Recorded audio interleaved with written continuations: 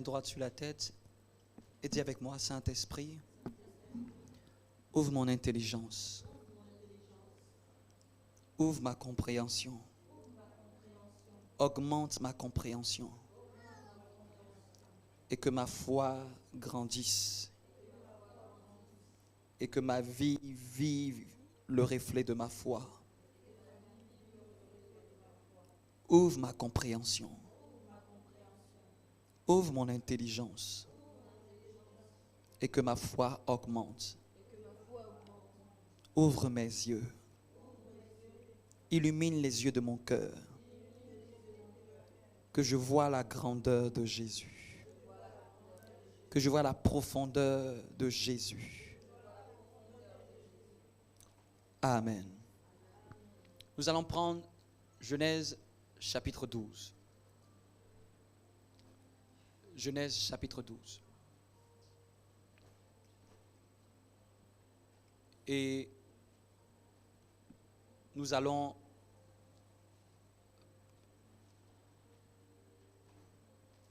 parler de la vie de quelqu'un. Amen. En général, j'ai l'habitude de donner un thème et je le traite. Pour cette session, ça sera un message biographique. Un message biographique, c'est un message où on examine la vie d'une personne durant toute une période, dans le but d'en tirer le maximum de sagesse pour avancer dans sa vie. Amen. Dans le but d'en tirer le maximum de sagesse et de le mettre dans sa vie à pratiquer, d'observer les points forts, de voir même les failles, de savoir ce qu'il ne faut pas reproduire, parce que nous avons besoin d'avancer. Il est écrit, premièrement, dans la Bible déclare que le juste vivra par la foi. Dis avec moi, je vivrai par la foi. Le juste vivra par la foi. On ne vit pas la vie chrétienne en dehors de cette chose-là.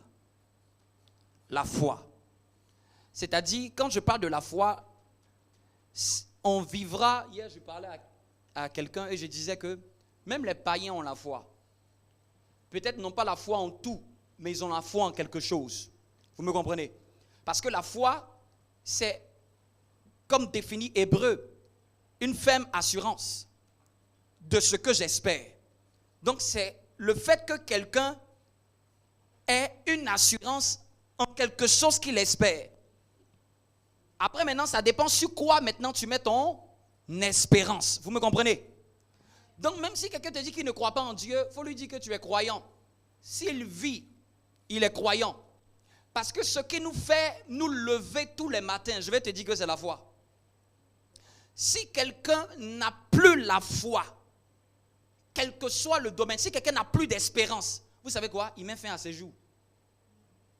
Si vous voyez quelqu'un qui se suicide, il est arrivé à un niveau où il ne trouve plus sur quoi il va espérer. Il n'a plus espérance en quelque chose. Et comme il arrive à ce stade, il se détruit lui-même parce qu'il est écrit, le juste vivra par la foi. Quand on se lève pour aller travailler, c'est parce qu'on croit que quand on va travailler, on va nous donner un salaire. C'est la foi. Tu as foi en ce qu'une entreprise t'embauche et qu'elle te donne un salaire à la fin du mois. Tu as foi que tu vas trouver quelque chose. Tu as foi que tu vas bénéficier de quelque chose. En fait, notre vie est alimentée par une espérance. Quelqu'un qui n'a pas d'espérance n'avance pas. Quelqu'un qui n'a pas d'espérance n'avance pas. Quelqu'un qui ne croit plus en quelque chose n'avance plus dans ce domaine. Les gens qui ne connaissent pas Dieu, souvent même ils croient, tu peux prendre un sportif, il croit en ses capacités. Il espère que s'il se concentre de telle manière, il va avoir tel résultat. Il a la foi dans ses capacités. La foi, il y a d'autres qui ont foi en leur don. Il y a d'autres qui ont foi en leur intelligence. Il y a d'autres qui ont foi en leur compétence. Dans tous les cas, un être humain ne peut pas vivre sans croire en quelque chose. Vous me comprenez? Le juste vivra par la foi. C'est pour ça que chaque fois que quelqu'un fait un séjour, il est arrivé à un niveau de sa vie où il n'a plus d'espérance en quoi que ce soit. Donc, la vie de ce patriarche que nous allons examiner va nous donner des ingrédients pour ajouter dans nos foi, afin de marcher comme Dieu le demande, afin de vivre. Vous savez, au ciel, la monnaie, c'est-à-dire, chaque fois qu'on veut quelque chose du ciel, Dieu va nous demander, il faut espérer en ça. Tu ne peux pas recevoir quelque chose auquel tu n'espères pas. On ne peut pas recevoir quelque chose auquel on n'y croit pas. Vous me suivez? Donc, le problème n'est pas au niveau de Dieu. Le problème est plutôt, qu'est-ce que je fais pour manifester ma foi dans ce domaine? Dis-moi un bon amen. Donc, regarde tous les aspects de ta vie. Regardons tous les aspects de ta vie. Regarde tous les aspects les plus importants de ta vie. Et comme la Bible dit que le juste vivra par la foi, et la foi c'est une ferme assurance de ce que j'espère, tu dois regarder et demander, mais qu'est-ce que Dieu dit à ce sujet? Vous me comprenez? Qu'est-ce que Dieu dit dans ce domaine de ma vie? Qu'est-ce qu'il est écrit à ce sujet? Et tu dois rassembler ce qui est écrit à ce sujet. Et tu dois passer du temps avec ce qui est écrit à ce sujet. Tu dois te le dire à toi-même parce que c'est moi qui ai besoin de la foi en cette chose que Dieu a dit. Donc je dois me le dire à moi-même de sorte que ma pensée que j'avais avant, cette pensée-là change. Et cette pensée-là maintenant s'approprie ce que Dieu pense à ce sujet. Est-ce que quelqu'un me suit? Il est écrit par exemple, par ces maîtresses, je suis guéri. Nous sommes guéris. C'est un texte de la Bible. Quelqu'un qui traverse un moment où il est accablé peut-être, où il est oppressé, où il traverse une épreuve, où son corps étant malade, comment il va faire pour pratiquer sa foi? Parce que ce n'est pas quand on n'a pas la foi. C'est juste que parfois on ne sait pas comment la pratiquer. Dis avec moi, j'ai la foi. Dis avec moi encore, j'ai la foi. Regarde quelqu'un, dis-lui, c'est sûr, tu as la foi. Tout ce dont j'ai besoin, c'est le mécanisme pour le mettre en marche. C'est le mécanisme pour le déployer, pour qu'il soit en action. Vous me suivez? C'est la méthode pour la mettre en action. Sinon, tu as la foi. Si tu as l'Esprit de Dieu, tu as l'Esprit de foi. C'est-à-dire que je dis que tu as la foi là, ton cœur a la capacité de croire en quelque chose. Nous avons l'Esprit de foi. Donc, ce que je dois savoir, c'est qu'est-ce que je dois faire pour mettre ma foi en pratique. Dis avec moi, mettre ma foi en pratique. Donc, je pris cet exemple.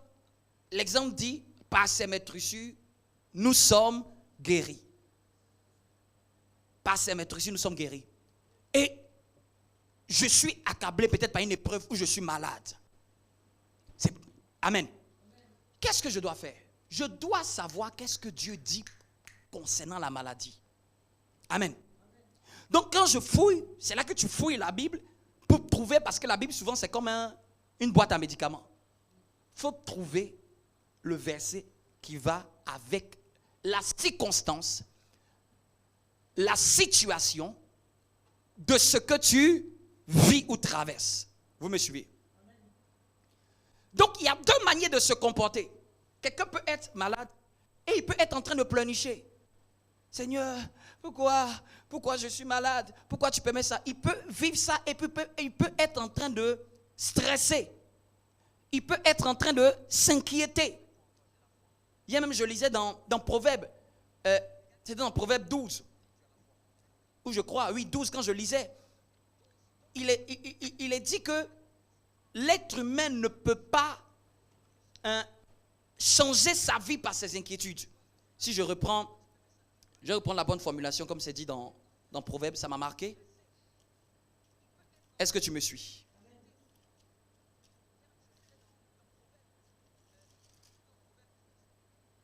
Verset 25 du Proverbe 12. L'inquiétude dans le cœur de l'homme là-bas. Amen. L'inquiétude de l'homme là-bas. C'est-à-dire que quand il y a de l'inquiétude dans le cœur de l'homme, la Bible dit que la personne va s'abattre. Et l'inquiétude, c'est quoi? C'est une pensée, mais qui n'est pas dirigée sur ce que Dieu dit, mais dirigée sur mes craintes, mes peurs. Quand je suis face à une situation, j'ai toujours le choix. Dis avec moi, j'ai le choix.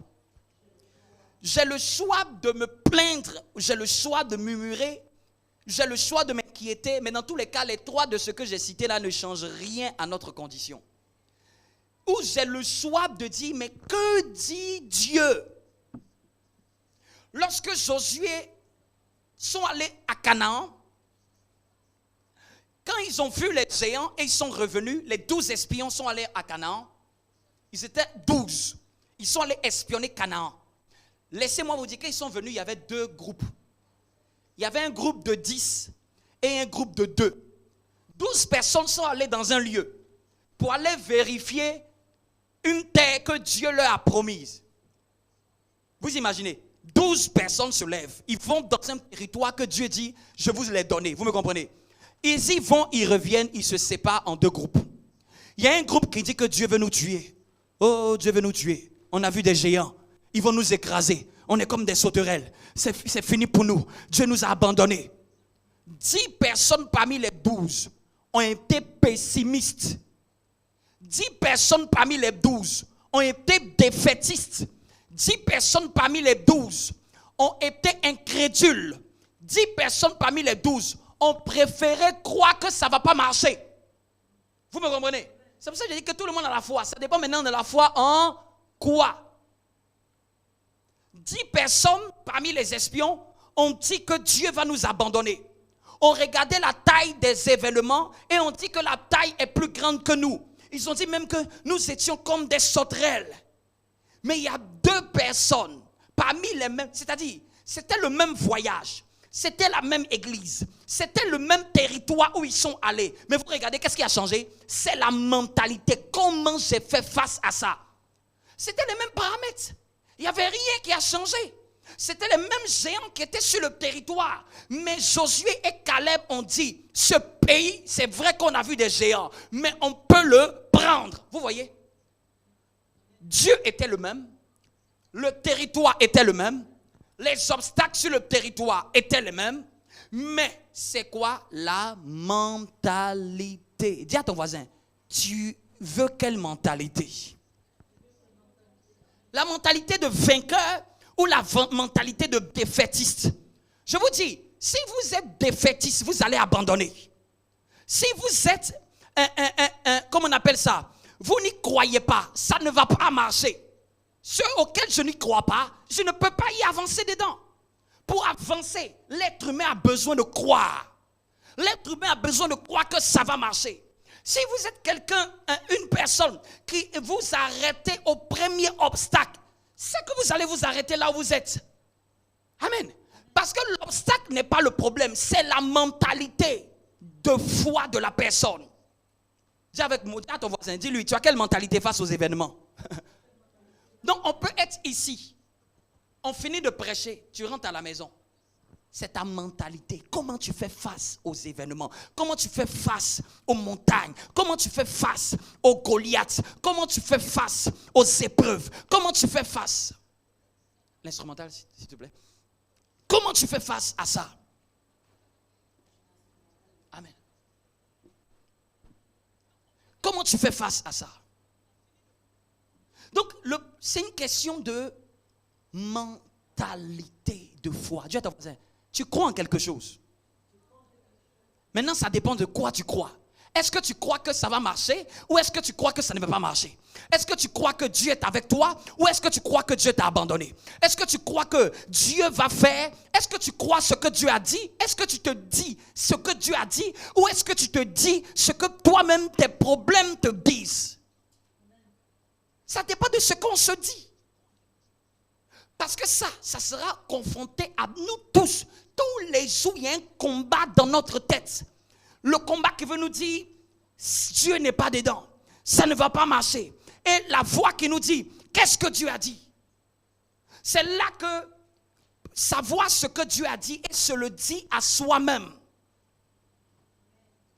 Ce matin que j'étais dans ma voiture, j'étais en train de méditer parce que souvent on pense que méditer, c'est lire. Tu peux lire et ne pas savoir c'est quoi méditer. J'étais dans ma voiture, je conduisais, mais j'étais en train de méditer. Vous savez qu'est-ce que j'étais en train de méditer?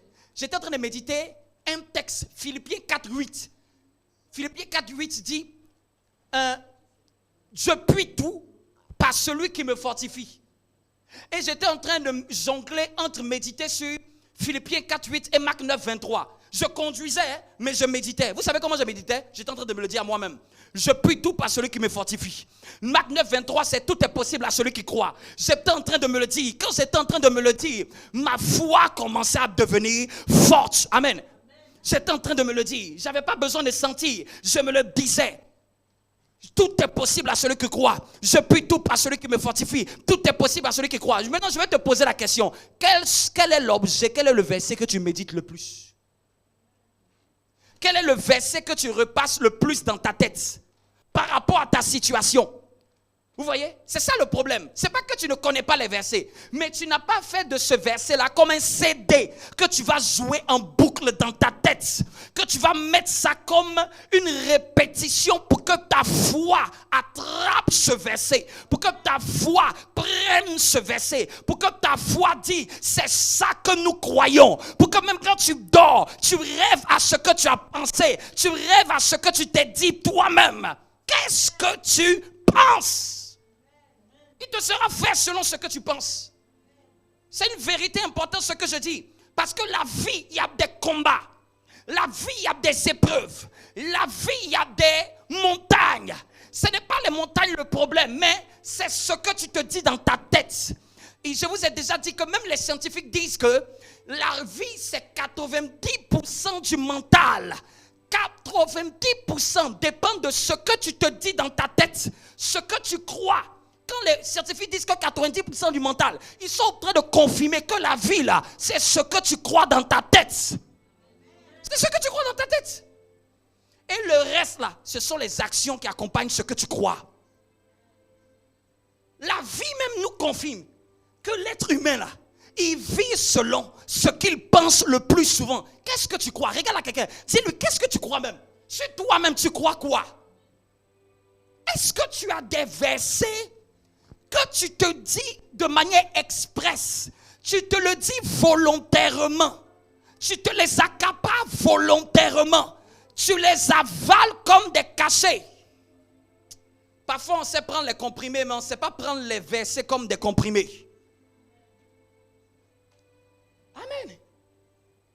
Il nous sera fait selon la foi. Il te sera fait selon ce que tu penses. Ce que tu penses est en fonction de ce que Dieu a mis devant toi ou de ce que les circonstances ont mis devant toi. Dans tous les cas, tu vas penser à quelque chose. Mais dis-moi à quoi tu penses. Je te dirai ce que tu vas faire. Dis-moi sur quoi tu focalises tes pensées. Bien-aimés, nous tous, ça nous arrive tous de penser que peut-être ça ne va pas marcher. Mais la force d'un juste, c'est que pendant qu'il y a une pensée que lui dit que ça ne va pas marcher, il se dit en lui-même, non.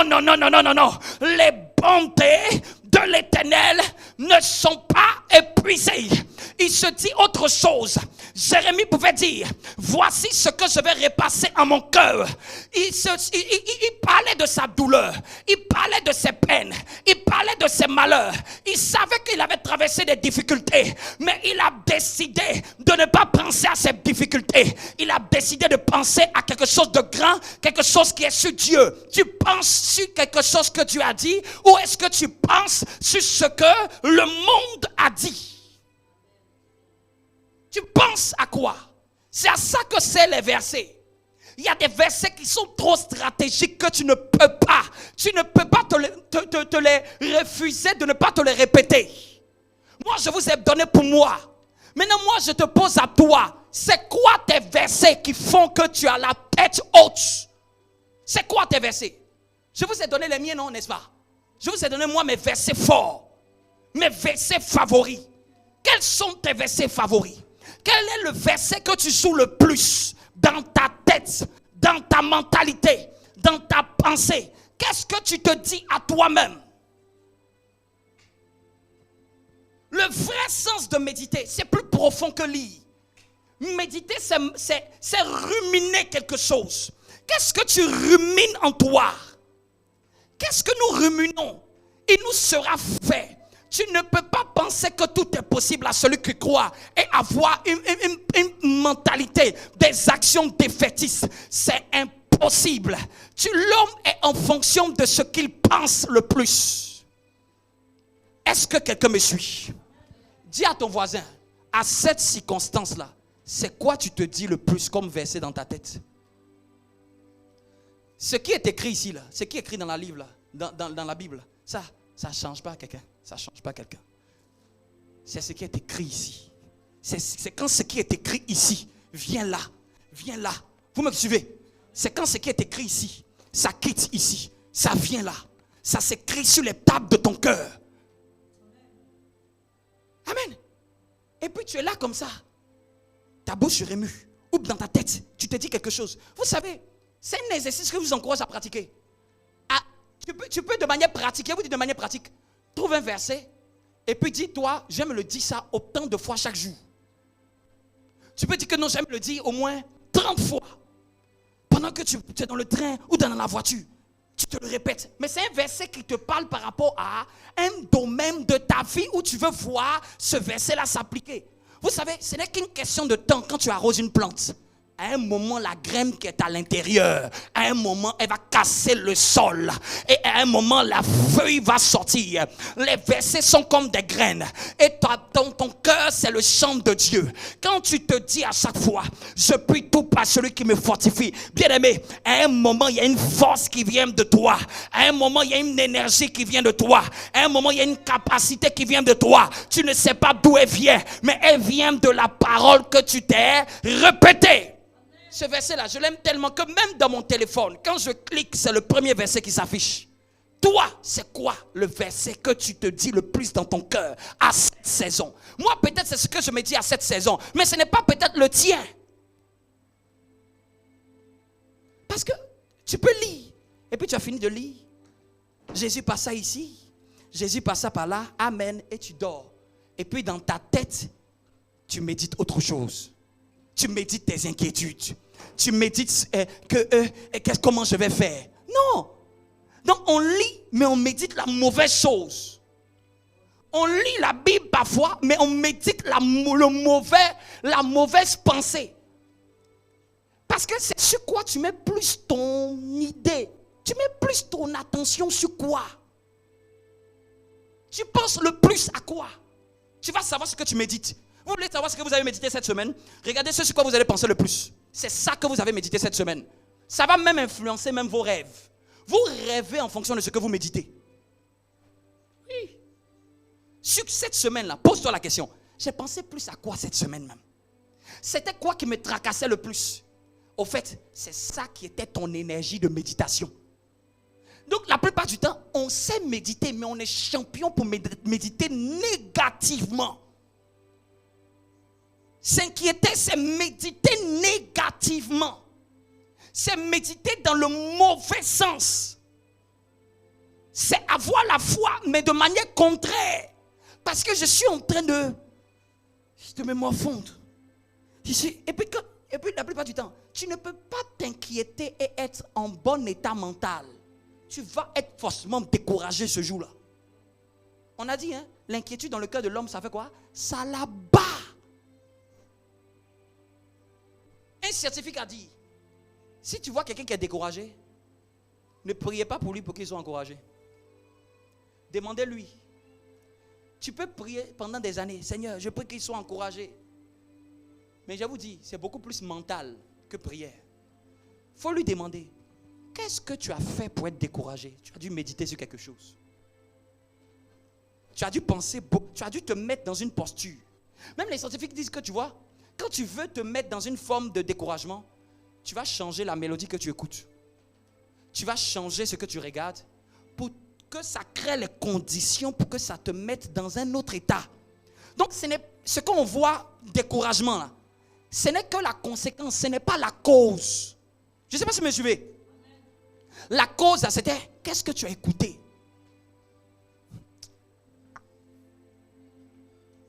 Dis à ton voisin, ça t'est jamais arrivé? Ça vous est jamais arrivé? Ça vous est jamais arrivé? Vous êtes là comme ça.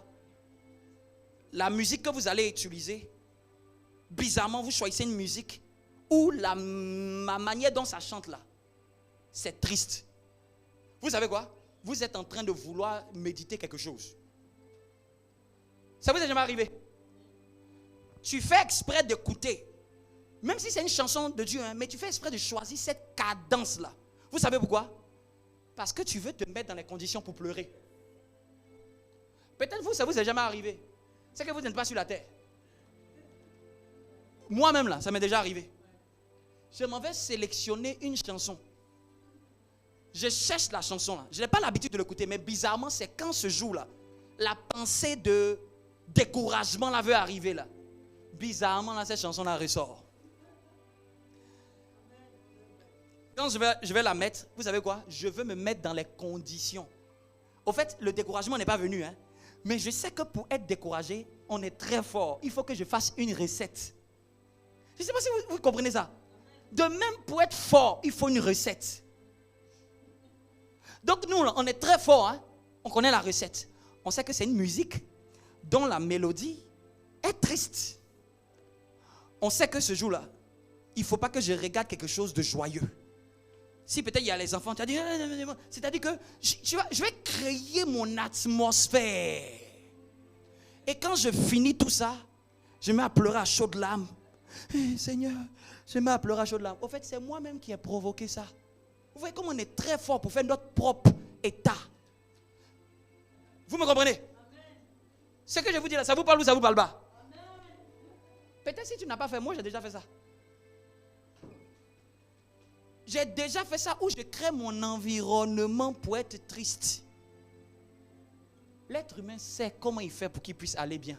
Et l'être humain sait comment il fait pour ne pas aller bien. Donc, je vous dis, ce n'est pas prière, c'est la mentalité. C'est comment tu as fait pour être là. Tiens à ton voisin, tu peux changer tes pensées. Je ne sais même pas encore dans le message. Tout ça, c'est l'introduction. Amen. Est-ce que ça parle à quelqu'un? Au fait, être debout là, c'est une mentalité. Être vainqueur, c'est une mentalité. Réussir, c'est une mentalité. Avancer, c'est une mentalité. La Bible même dit que quand le juste est abattu, qui le relèvera? Qui le relèvera? Bien-aimé, qui le relèvera? Si quelqu'un veut rester dans une condition d'abattement, qui va le relever? Parce que c'est lui-même qui creuse son propre trou pour rester dedans. Je ne sais pas si vous me comprenez. Parfois même, tu as dit que non, tu coupes tout, je ne veux pas parler à quelqu'un, je reste dans mon coin. On crée même la condition pour qu'on ne se sente mal. Je vous parle de ce que nous les êtres humains, ce que nous avons l'habitude de faire. Mais maintenant, Dieu ne veut pas que cette attitude-là, on reste dedans. Dieu dit, qu'est-ce que tu vas repasser dans tes pensées? C'est ça le problème de Dieu. Tu passes quoi dans ta tête? Tu vas te dire quoi? L'événement est là. La montagne est là. L'épreuve est là. La circonstance est là. Mais qu'est-ce que tu vas te dire? C'est ça qui va définir tout le reste. Même les anges vont regarder. Tu te dis quoi à toi-même? C'est pas de prendre le verset et de le dire à quelqu'un de toi-même là. Tu te dis quoi? Regarde quelqu'un, toi-même, tu te dis quoi? Par rapport à un aspect de ta vie là, tu te dis quoi de Dieu? Tu te dis quoi de Dieu? Tu te dis rien de Dieu. Qu'est-ce que tu te dis pour avoir la foi? Qu'est-ce que tu te dis? Parce que la foi vient de ce qu'on entend. Et ce qu'on entend, comment je fais pour entendre? Je dois me parler. Je dois me parler. Je dois me parler. C'est ce qu'on appelle le dialogue interne. Parle-toi toi-même, parle à ton âme. Dis quelque chose à toi-même. Il faut te dire quelque chose à toi-même. Mais quelque chose qui vient de la parole de Dieu. Je ne vais pas faire beaucoup de théorie. C'est ma situation, un domaine de ma vie. Vous pouvez le noter, hein? Pratique. Je ne vais pas m'étaler longtemps dessus. Un domaine de ma vie où je veux voir des choses de Dieu. Je cherche dans la Bible, ça c'est un. Je cible le domaine. J'avais pris l'exemple. Je suis malade. Je cherche maintenant dans la Bible numéro 2 tout ce que Dieu dit concernant la guérison. Et ces versets-là, je les rassemble. Et puis je commence maintenant à me le dire à moi-même. À me le dire à moi-même. À me le dire à moi-même. À me le répéter à moi-même. À me le répéter à moi-même. Dieu sait. Les anges savent. C'est moi qui ne sais pas. Vous me suivez? Dieu sait. Les anges savent. La Bible même sait que c'est ça. Le problème, c'est moi. C'est moi qui dois savoir. C'est moi, mon âme n'est pas assez au courant. C'est moi, mon âme n'est pas assez sûre. C'est moi, mon âme n'est pas assez certaine. N'est pas assez convaincue. Donc j'ai dit, circonstance, il faut noter ça. Circonstance, je retrouve dans la Bible. Qu'est-ce que la Bible dit par rapport à cette circonstance? 2, 3, je fais un travail de me le redire à moi-même. Je me le redis à moi-même jusqu'à ce que la foi pour cette chose-là soit tellement normale. Vous me comprenez? Que ça devienne tellement normal. Tellement normal. Que l'autre côté là n'est pas possible dans ta tête. Et il n'y a de choses que si tu penses que c'est possible. Amen. Tu te le dis à toi-même. Tu te le dis à toi-même. Tu te le dis à toi-même. Moi, je vous ai donné pour moi. Mais tu dois connaître pour toi cette circonstance-là. C'est sur quoi tu te dis le plus. C'est quoi tu te le dis le plus. Un homme sans espérance n'avance pas. Une femme sans espérance n'avance pas. Un être humain ne réalise rien de grand s'il n'a pas d'espérance. S'il n'a pas une vision de ce qu'il croit demain. Peut-être tu n'as pas vu, mais tu espères. Tu as une volonté d'aller dans une destination. Qui n'a pas de destination ne se lève pas. Qui n'a pas de vision ne se bouge pas. Qui n'a pas d'espérance ne se donne pas les moyens. Sans espérance, l'être humain capitule. Sans espérance, tu vas abandonner cette entreprise. Sans espérance, tu vas arrêter d'envoyer ce CV. Sans espérance, tu vas arrêter de prier. Sans espérance, c'est l'espérance qui nous tient. Accroche-toi à quelque chose que Dieu a dit. C'est comme une ancre, une encre. Vous voyez l'encre des bateaux là? C'est ça la parole de Dieu. Aïe à la vache.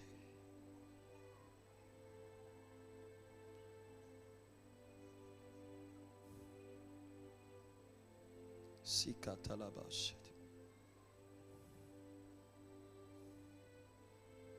Citala. Hébreux 6. Hébreux 6. Hébreux 6. Ah, je prie que ta mentalité soit révolutionnée. Hébreux 6, verset 19.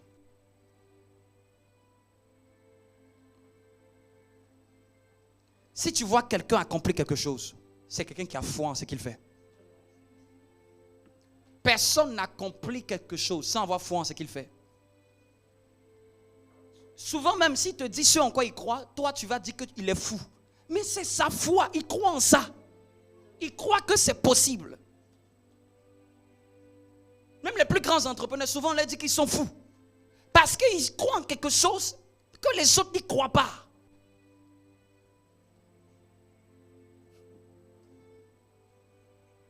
Ça montre que la vie, là, tu ne vis que ce que tu crois le plus. J'ai dit Hébreux 6, il n'y a pas un lecteur. Verset 19. Prends ta Bible à côté de toi, trouve le verset, Hébreux 6, verset 19. Écoutez, cette espérance, oui. Vous entendez, cette espérance, nous la possédons. Je vous ai parlé d'une encre. Hein. Cette espérance-là, nous la possédons comme une encre de l'âme. Sûre et solide.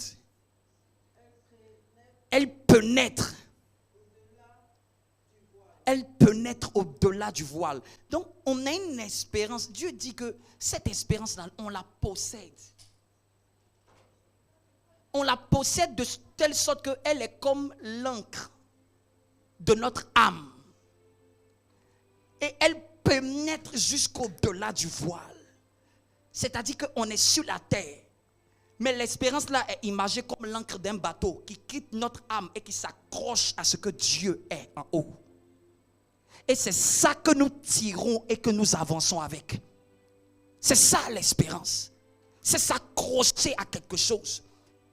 C'est fixer quelque chose. C'est penser constamment à ce que tu crois qui est possible pour toi.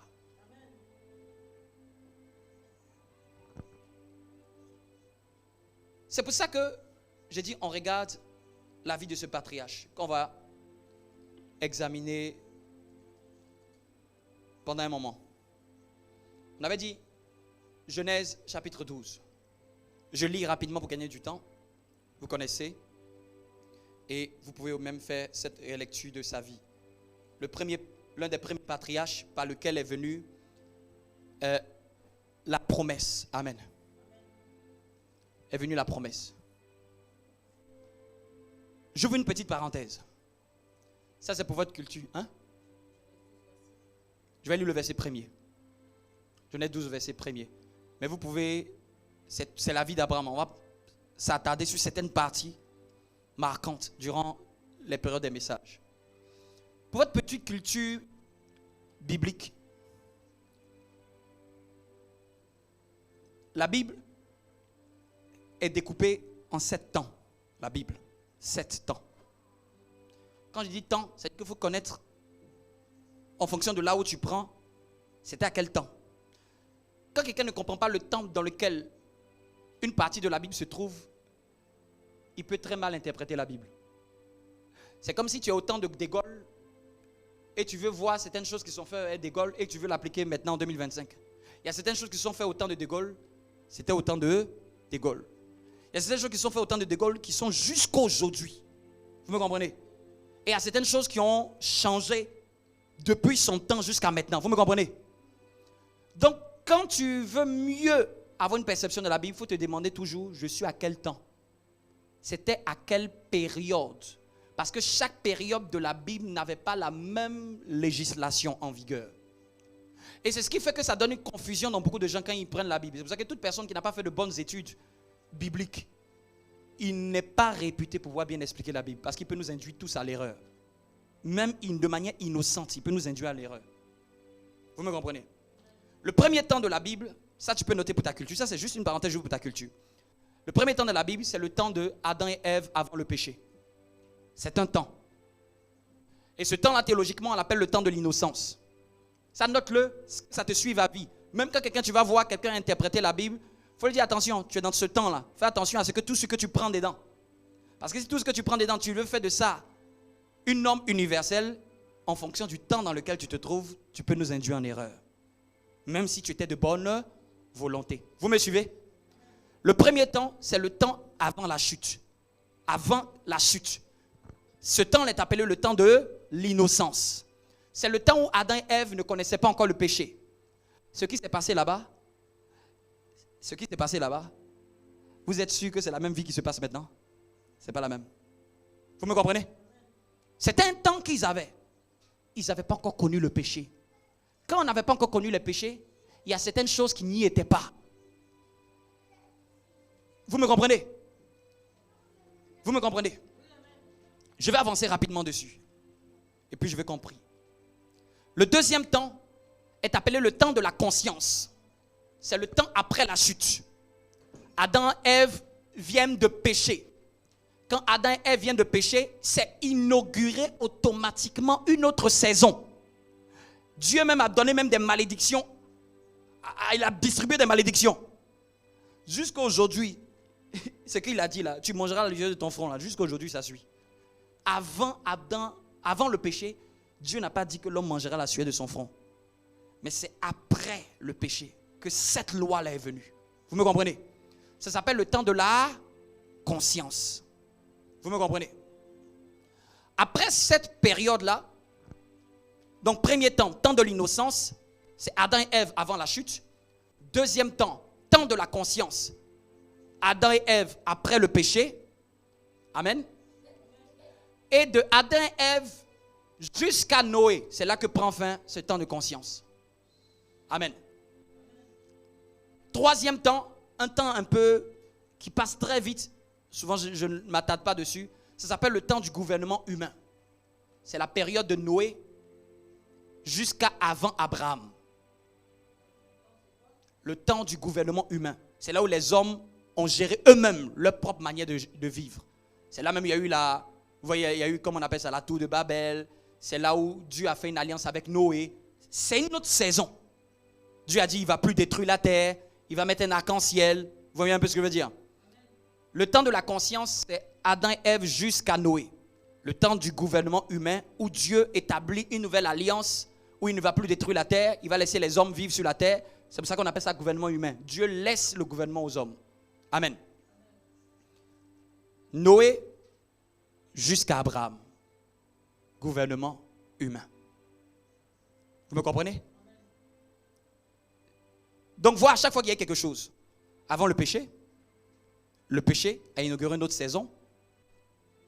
Cette saison-là s'était terminée quand Dieu a détruit la terre. Il a inauguré une troisième saison. Vous me comprenez? Cette saison a évolué et que Dieu maintenant rencontre notre patriarche Abraham. Et avec notre patriarche Abraham s'inaugure une quatrième saison.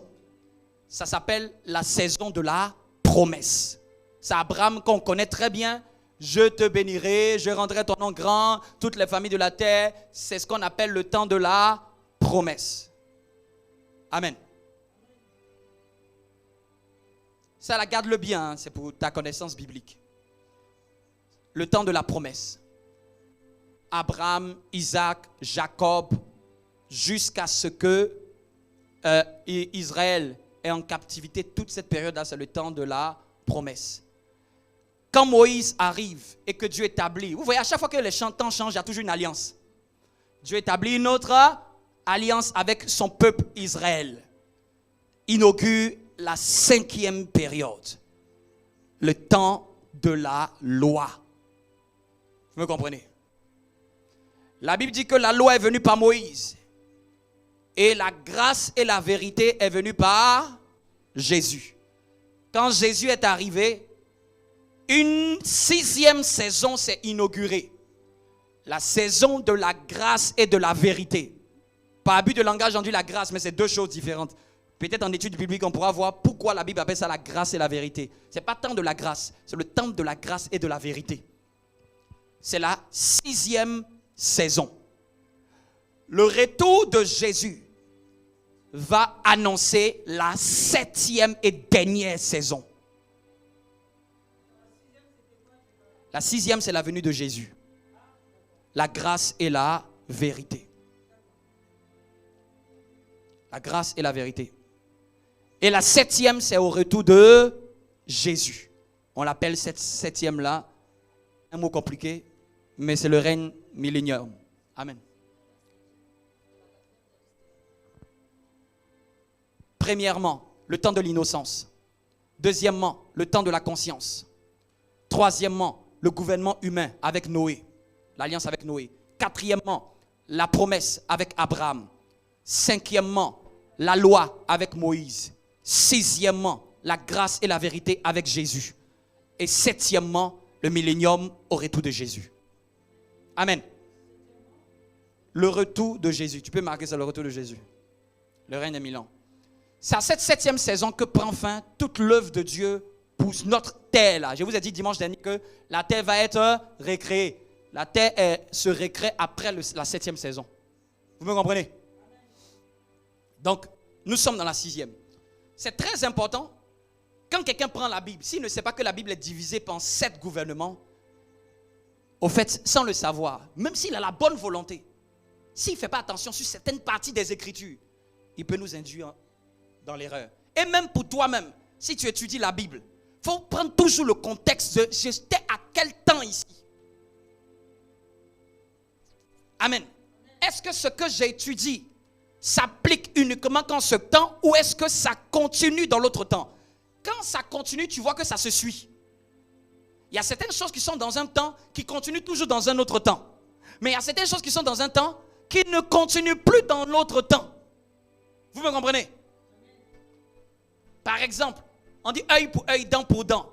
C'était dans la loi de Moïse. On est dans la grâce et la vérité. Œil pour œil, dent pour dent a pris fin dans la loi de Moïse.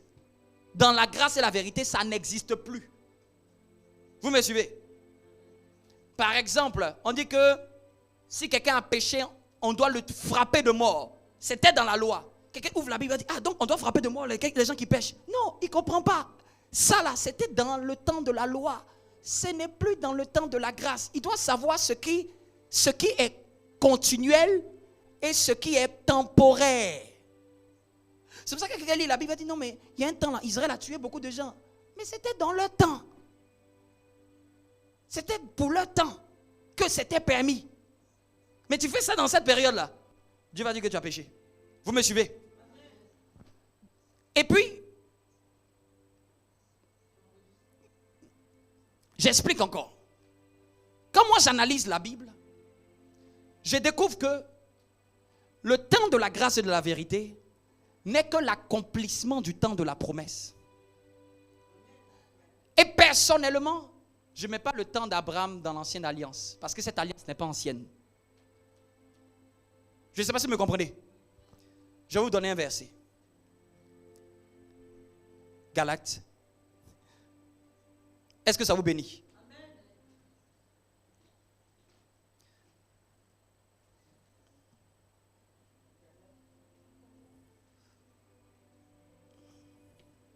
Est-ce que c'est mieux expliquer comme ça la Bible, en comprenant de cette manière?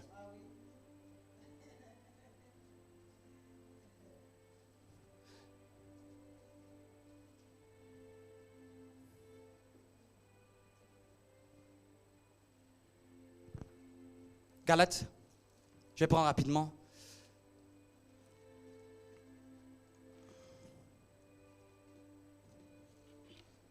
Que je retrouve le verset pour nous. Je veux juste vous marquer un verset très fort. C'est entre le chapitre 3 et 4.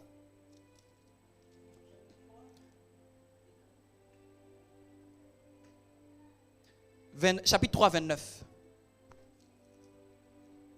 Chapitre 3, 29. Et quelqu'un va prendre chapitre 3, 13 à 14. Chapitre 3, 29. Chapitre 3, 13 à 14. 2 personnes, s'il vous plaît, rapidement. Je prie au nom de Jésus que chacun de nous vive les promesses de Dieu. Galates 3, 13 à 14 et Galates 3, 29. Galates 3, 29. Quelqu'un, s'il vous plaît, rapidement. Quelqu'un, s'il vous plaît. Galates 3, 29, vas-y. Si vous appartenez à Christ, vous êtes donc la descendance de qui? D'Abraham. Donc c'est-à-dire, notre appartenance à Christ est lié à tout ce qui s'est passé à Abraham. Donc, c'est-à-dire que l'évangile, la partie qu'il faut bien comprendre entre l'évangile, pour bien comprendre l'évangile, il faut bien savoir ce qui s'est passé derrière ça. Et la partie du temps de la promesse est très liée à notre temps. Parce que l'accomplissement que Jésus a fait, c'est par rapport à l'œuvre que Dieu a dite à Abraham. Au fait, Jésus est venu accomplir la promesse faite à Abraham. La venue de Jésus est venue pour accomplir le temps de la promesse. Parce qu'il a fait une promesse à Abraham. C'est pour ça qu'on dit que vous tous qui êtes en Christ, vous êtes donc de la postérité. Quand tu lis terre à terre, tu vas croire que la postérité d'Abraham, c'est Isaac. Non, la postérité d'Abraham, c'est ceux qui sont à Christ. La postérité réelle. Galates 3, 13 à 14. Christ nous a rachetés de la malédiction de la loi, étant devenu malédiction pour nous, car il est écrit, maudit quiconque est pendu au bois. Vous entendez? Afin que quoi? Afin que quoi? Afin que quoi? La bénédiction d'Abraham eut pour les païens son accomplissement en Jésus-Christ. Donc il y a eu une bénédiction qui a été faite à Abraham. Elle a eu son accomplissement pour nous les païens en Jésus-Christ. C'est pour ça que je dis que si j'étais docteur en théologie, j'allais dire la partie d'Abraham là, c'est pas l'Ancien Testament. Parce que quand on parle de testament, on parle d'alliance. Les deux grandes alliances qu'on connaît, c'est la loi et la grâce. Mais on dit que la loi est passée. Parce que Abraham là, ça n'est jamais passé. C'est ce qui est même. C'est ça même qui est en vigueur. Vous me comprenez? Amen. Non, maintenant on regarde la vie de notre patriarche. C'est pour ça que toute personne qui est chrétienne ne peut pas oublier d'étudier la vie de ses patriarches. Tu ne peux pas être chrétien. Si vous me dites que vous connaissez un chrétien, s'il n'a pas étudié la vie de ces trois, je suis sûr, il y a une dimension de Dieu qu'il ne connaît pas. Il y a une révélation de Dieu qui va manquer. Parce qu'il ne sait pas que ce qui s'est fait vient de ce qui a été. Il y a des parties dans la Bible, peut-être tu peux ne pas lire. Mais il y a des parties dans la Bible, tu es obligé de les étudier parce que toute ta foi en dépend. C'est pour ça que la Bible appelle Abraham le père de la foi. Elle n'appelle pas Moïse le père de la foi. Vous me comprenez? Et c'est pour ça que j'ai dit qu'on va étudier sa vie durant toute cette période-là. On va prendre le maximum de sagesse de sa vie. On va étudier Abraham, on va étudier Isaac, on va étudier Jacob. Amen. Ce sera cette fois-ci des messages que j'appelle des messages biographiques. Qui veut en tirer un maximum de sagesse de la vie de nos pères? Pour qu'on le mette dans nos vies et pour que nous puissions aller de l'avant. Et je vais juste m'arrêter avec ce premier verset comme l'heure est arrivée. Donc, tout ce que j'ai dit là, c'était pour introduire maintenant à ce qui va être maintenant notre message. Là, maintenant, vous avez compris comment c'est découpé. Vous avez compris que ce que Jésus a accompli vient de la promesse faite à nos pères. Et parce que je priais, je dis, Seigneur, qu'est-ce que tu veux que je parle? Et puis tu as mis ça dans mon cœur. Il dit, cette fois-ci, tu vas parler d'un message biographique. J'ai jamais fait ça. C'est-à-dire que m'attarder sur la vie de quelqu'un pendant une période, c'est lui qu'on examine, c'est lui qu'on étudie, c'est lui qu'on observe, on regarde, c'est où il est passé, et puis on analyse, on décortique. Je prie même que tu étudies. Peut-être tu vas nous apprendre des choses aussi. Parce que la parole de Dieu est profonde, est large. Il y a ce que Dieu va me permettre de voir. Mais il y a peut-être toi, quelque chose quand tu étudieras, tu auras observé. Tu as dit, pasteur, quand j'étais en train d'étudier, l'Esprit de Dieu m'a attiré sur cette partie. Et quand il m'a attiré sur cette partie, voici ce que ça veut dire. J'ouvre encore une parenthèse. Quand Dieu parle, dans ce qu'il dit, on peut tirer un principe de vie. Vous me comprenez? Quand Dieu parle, ce qu'il dit ou ce qu'il répète, au fait, c'est un principe. Au fait, c'est une règle qui vient d'instaurer. C'est un comportement que quelqu'un peut copier et pratiquer. C'est comme ça qu'on lit la Bible. Quand on lit la Bible, on peut lire dans l'observation de dire, je veux comprendre les principes de Dieu. Ce Dieu-là, je dois marcher avec lui, je dois comprendre. Et Abraham, pourquoi j'ai parlé de la foi au début? Abraham est le père de la foi. patriarche même, celui même qui a inauguré cette chose-là. Amen. Et le premier verset. Est-ce que je peux dire quelque chose? Est-ce que je peux dire quelque chose? Hein? Est-ce que je peux dire quelque chose?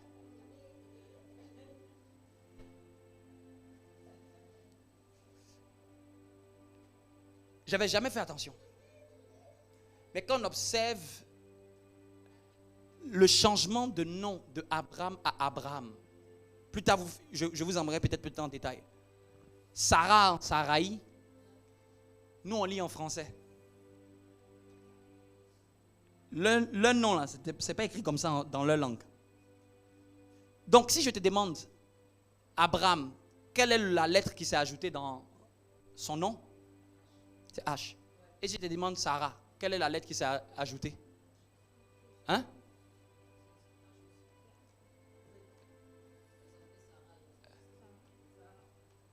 C'est un H qui s'est ajouté. Dans les deux, le nom. Vous me comprenez? C'est pour ça que je dis que vous lisez en français. Si vous lisez en français, vous allez croire que c'est une lettre dans votre langue en français qui s'est ajoutée. Dans leur langue, c'est H qui s'est ajouté les deux dans chacun de leurs noms. Vous me comprenez? Je pourrais vous expliquer plus tard. Donner plus de détails. Ça, c'est quand tu lis la Bible. Quand tu lis la Bible en français, tu vas croire que Dieu a ajouté le tréma sur son nom. Non, Dieu, quand il a ajouté ça dans la langue hébraïque. Et c'est traduit comme ça chez nous. Vous me comprenez?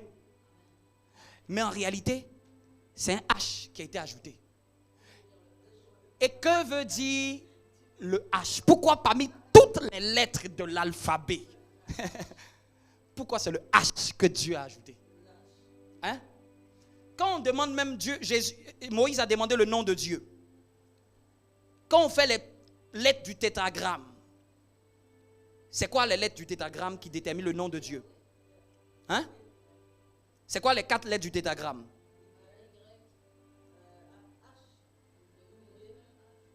Hein? Oui?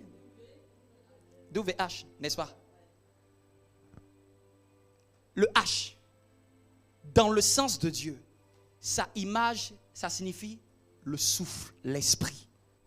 Au fait, quand Dieu a dit qu'il changeait le H, il enlevait et puis il mettait le H, je mets mon esprit en vous. C'est le sens même prophétique de ce que ça veut dire. Dans la signification de cette lettre-là signifie souffle, signifie esprit. Et c'est pour ça que quand il dit qu'il ajoute, il est en train de prophétiquement dire au fait que vous êtes arrivé au stade où mon esprit est en vous. Mon esprit est sur vous. Mon esprit vous accompagne. Parce que chaque lettre hébraïque a une signification dans son sens. Amen. Vous me comprenez? Ça veut dire que c'est l'esprit qui l'ajoute. C'est l'esprit qui l'ajoute. Avant, ils n'avaient pas l'esprit. Avant, ils étaient charnels. Mais maintenant, ils deviennent spirituels. Maintenant, ils ont l'esprit de Dieu. Maintenant, ils appartiennent à Dieu. Maintenant, ils sont de Dieu. Amen. Et donc, pour chuter là, le premier verset qu'on lit déjà, c'est 12:1. Le premier verset. On connaît bien ce verset-là. L'Éternel dit à Abraham, va-t'en de ton pays, de ta patrie, de la maison de ton père, dans le pays que je te montrerai. Amen. Ça rejoint ce que je disais au début. Ici, Dieu est en train de dire, change de mentalité. La première des choses que Dieu cherche à faire dans la vie de quelqu'un, c'est changer sa manière de penser. Changer sa manière de voir. Bien-aimé, on peut venir dans le Seigneur. On peut prier, danser. Mais si la mentalité est pareille que celle que nous avions quand nous étions dans le monde, ça va être un blocage pour tout ce que Dieu veut faire. La mentalité de son pays, il devait en sortir de là. La mentalité de sa famille, elle avait peut-être des mentalités limitantes. Parce que ce que Dieu veut faire est tellement grand qu'il faut qu'il renouvelle la manière de voir. Il dit dans le pays que moi je vais te montrer, je vais te faire voir autre chose. Arrête de voir ce que tu vois, je vais te montrer autre chose. Vous me comprenez? Je prie que tu laisses ce que tu voyais avant et que tu voies comme Dieu voit. C'est ça qui est le plus important. Vois comme Dieu voit. Vois comme Dieu pense de nous. Vois comme Dieu pense de toi. Vois comme Dieu pense à ton sujet. Il y a une manière dont Dieu te voit. Et cette manière-là, c'est ça qu'il faut désirer. C'est ça qu'il faut capter. Amen. Mais pour que, c'est la première des choses. Si ça commence en premier, ça veut dire que le premier travail que Dieu commence dans la vie de quelqu'un, ce n'est pas d'abord autre chose. C'est pour ça même quand il est venu voir Gédéon, il n'est pas venu donner quelque chose d'abord à Gédéon. Il est venu donner une information à Gédéon. Et si vous comprenez, Gédéon souffrait. Gédéon était dans la misère. Gédéon était dans le manque. Gédéon était dans la peur. Mais quand Dieu est arrivé auprès de Gédéon, Dieu est venu avec une information. Au fait, tu ne sais pas, petit garçon, tu es le vaillant héros.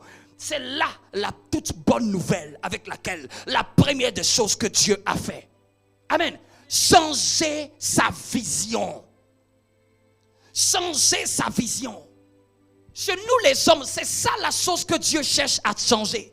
Changer sa vision pour lui donner une autre vision. Changer sa manière de voir pour lui donner une autre manière de voir. C'est un travail. Ça demande à sortir et ça demande à adopter. Ça demande à quitter et ça demande à prendre. Ça demande à laisser et ça demande à accaparer une autre. C'est un choix. Ça, Dieu ne fait pas pour nous. Dieu nous dit quoi faire, mais c'est nous qui le faisons. C'est moi qui dois décider de me dépouiller de cette carapace. C'est moi qui dois décider de me dépouiller de cette mentalité. C'est moi qui dois me décider de dire que cette manière de penser là n'est pas de Dieu. Ça c'est la pensée de mon pays. Ça c'est la pensée de ma culture. Bien aimé, quand tu es spirituel, tu ne te limites pas à la manière de penser de ta culture. Tu ne te limites pas à la manière de penser de ta famille. Bien aimé, la plupart des gens ne font pas plus que ce que les gens font dans leur famille. Pourquoi? Parce qu'ils se contentent de faire ce que tout le monde fait. Mais s'il y a un Dieu qui entre dans ta vie, il va percer les limites. J'annonce, et tu peux te tenir debout. J'annonce que ce Dieu-là perce les limites. J'annonce que ce que Dieu veut te montrer est plus grand que ce que ton père a fait, est plus grand que ce que ta mère a fait, est plus grand que ce que ton grand frère a fait, est plus grand. Mais tu dois laisser. Je dois désirer laisser. Il n'y a pas de délivrance, bien aimé. Beaucoup de gens pensent que la délivrance commence d'abord d'en chasser les démons. La vraie délivrance, c'est la délivrance de la mentalité. C'est la délivrance du comportement. C'est la délivrance du caractère. Parce que si tu es délivré de la mentalité, le comportement va suivre.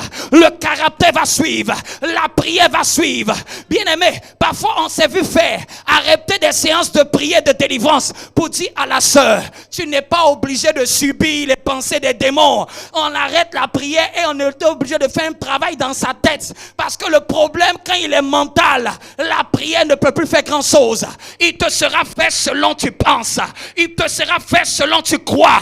Il te sera fait selon ce que tu veux adopter. Quelle est la pensée que tu veux choisir? Tu es face à deux choix. Tu as le choix de pleurer ou tu as le choix de te lever. Tu as le choix de laisser ou tu as le choix de prendre la parole de Dieu. Tu as le choix. Tu auras toujours le choix. Dieu nous dit par là, c'est le premier plus grand chantier de l'être humain. Et la plupart du temps, on est tellement agrippé à nos pensées arrière, à nos méthodes arrière, à notre système arrière, à notre mentalité qui n'est pas conforme. On est venu dans le Seigneur, mais on veut adopter cette mentalité d'avant. Non, non, non, non, non. Je suis une nouvelle création. Les choses, quand la Bible dit que les choses anciennes sont passées là, comprenez, comprenez. C'est les choses que j'ai laissées. C'est les choses que j'ai laissées. Il n'y a pas que le péché qu'on laisse, on laisse aussi des mentalités. Il n'y a pas que l'impudicité qu'on laisse, on laisse aussi des manières de penser. On laisse des manières de réfléchir. On laisse des manières de s'apitoyer. On laisse certaines manières. Tu peux voir les événements, mais je peux décider de penser autrement. Il y a toujours le choix de penser selon Dieu ou de penser selon ma patrie. En France, il y a une manière dont on pense. Je ne suis pas obligé de penser comme en France on pense. Je ne suis pas obligé de penser comme dans ma famille on pense. Je ne suis pas obligé. Bien aimé, tous ceux qui ont fait l'unanimité ont toujours cassé les codes. Ont toujours pensé plus grand que ce que leur entourage disait. Bien aimé, adopte la pensée de Dieu. La pensée de Dieu, c'est sa parole. Dieu nous a montré un modèle. Ce modèle, c'est Christ. Dieu nous a dit, c'est ça que je vais te montrer. On disait, va dans le pays que je te montrerai. Il disait, quitte à Charan, mais va à Canaan. Il y avait seulement des ans à l'intérieur, mais ce n'était pas par les mêmes lettres du départ. Il y a Charan, c'est la patrie de mon père, mais il y a Canaan, qui est la patrie de Dieu. Il y a Charan, qui est la maison de ma patrie, qui est la maison du monde, mais il y a Canaan, qui est la configuration de Dieu. Il y a Canaan, qui est l'établissement de Dieu. Il y a Canaan, qui est la volonté parfaite de Dieu. Mais je dois quitter Charan et je dois entrer à Canaan. Je dois quitter la mentalité de Charan pour entrer dans la mentalité de que Dieu me donne que Canaan. C'est une décision. Acclame Dieu bien fort. C'est une décision. Mets la main sur la tête, je vais prier. Je prie en cette saison qui est bonne pour nous, que Dieu renouvelle notre manière de penser. Que tu aies des visions par rapport à ce que Dieu dit de toi, que tu découvres dans les Écritures. Il a commencé par un changement. Je prie pour là où Dieu veut nous emmener, pour là où Dieu veut t'emmener, que tu aies la pensée de Dieu, que tu t'accapares la pensée de Dieu, que Dieu te donne de t'accaparer, de laisser les mauvaises mentalités, de laisser les mentalités qui ne sont pas conformes à la prochaine destination. Les mentalités qui ne sont pas conformes à la prochaine étape. Nous sommes tous à une prochaine étape. Les mentalités qui ne sont plus compatibles, que ces mentalités-là s'arrêtent au nom de Jésus. Ces comportements, ces attitudes qui ne sont pas pour la prochaine étape, que ça reste en arrière. Et que tu puisses t'accaparer de la bonne pensée de Dieu. De ce que Dieu croit pour toi, de ce que Dieu voit pour toi, que tu puisses voir la vaillante héroïne qui est en toi, que tu puisses voir le vaillant héros qui est en toi, que tu puisses voir le potentiel réalisable qui est en toi, que tu puisses voir que tu n'es pas une petite fille, un petit garçon, tu es une grande femme, tu es un grand homme, que tu puisses voir que il veut t'emmener à un autre niveau, que tu puisses voir s'il a fait ça pour notre Père, ça veut dire que pour toi aussi, je veux que je quitte une atmosphère pour entrer dans une nouvelle. Quitte une configuration pour entrer dans une nouvelle. Je l'annonce dans ta vie. Je le décrète dans ta vie. Je le proclame dans ta vie. Tes mentalités sont renouvelées. Lorsque tu lis la parole de Dieu, c'est la mentalité de Dieu qui entre plus vite dans ta tête. Et les mentalités d'avant s'arrêtent au nom de Jésus. Les mentalités d'avant sont comme des poisons. Que quand tu dors, tu penses les pensées de Dieu. Que quand tu es au travail, tu penses les pensées de Dieu. Que quand tu te lèves le matin, tu annonces ce que Dieu dit de toi. Tu l'annonces, tu n'as pas besoin de le voir. Il dit quitter était au présent, montrer était au futur. Parfois tu n'as pas besoin que tout soit là. Tu as juste besoin de déménager. Tu as juste besoin de laisser. Il dit pour aller là où je te montrerai. Seigneur, peut-être je ne sais pas tout, mais je laisse cette ancienne manière de faire. Je laisse cette ancienne manière de faire pour aller dans la nouvelle manière de faire dont tu me dis. Je laisse. Est-ce que tu peux faire ce mouvement où tu laisses cette ancienne manière de faire pour aller dans la nouvelle qu'il te montre, pour aller dans la nouvelle qu'il te montre, pour aller, je laisse cette ancienne mentalité, cet ancien comportement, cette ancienne manière de faire, cette ancienne configuration. Il dit il faut des autres nouvelles pour un vin nouveau. Il faut quitter afin de s'en accaparer. Il faut laisser afin de prendre. Makabaya. Ce n'est que le premier verset seulement de la vie de cet homme. Amen. On n'est que sur le premier verset. Et la vérité qu'il faut garder, c'est celle-là. Ça commence d'abord par Seigneur. Tu peux même demander, Seigneur, qu'est-ce que je dois laisser? Quelle mentalité que tu ne veux plus que j'ai? Quelle manière de penser? Même à ton sujet, il y a une manière de penser de toi. Dieu ne veut plus que tu penses ça de toi. Y compris de moi. J'ai compris que ça vient de là d'abord. La tête, la mentalité, le mental, le moral. Dans cette vie même où il y a des combats, la vie qui est difficile, si tu n'as pas cette mentalité de Dieu, tu vas capituler. Tu vas laisser tomber, tu vas dire, j'en peux plus. Amen. Mais avec cette mentalité de Dieu, je puis tout par celui qui me fortifie. Acclame Dieu très fort. Acclame Dieu très fort.